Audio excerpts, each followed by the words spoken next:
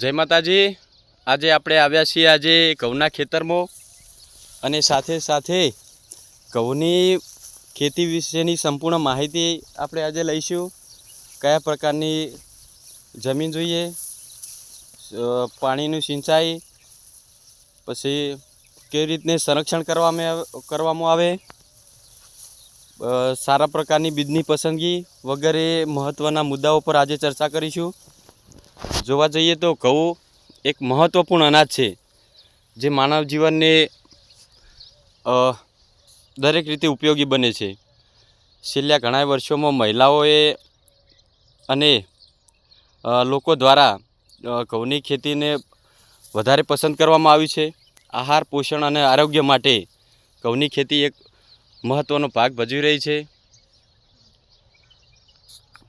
તો સૌથી પહેલાં કે ઘઉંની ખેતી માટે કયા પ્રકારની જમીન જોઈએ, તો અત્યારે જોવા જઈએ તો સૌથી વધારે રાસાયણિક ખાતરનો ઉપયોગ કરવામાં આવતો હોય છે ખેતીમાં।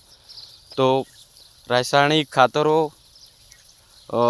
શરીર માટે મતલબ નુકસાનકારક છે, માટે જ્યારે પણ ઘઉં કે બાજરી એવા ખાદ્ય પદાર્થોની ખેતી કરો તો સૌ પ્રથમ ઓર્ગેનિક છાણિયું ખાતરનો જ ઉપયોગ કરવાનું રાખો।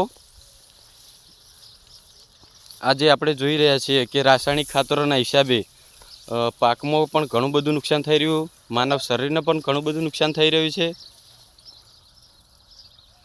ઘઉંનું જોવા જઈએ તો મતલબ અનેક પ્રકારે આપણને ઉપયોગી થઈ રહ્યો છે।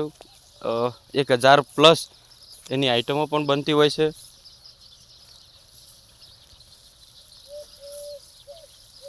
ઘઉં મતલબ 6 જેવા પિયત કરવાથી પરિપૂર્ણ થાય છે।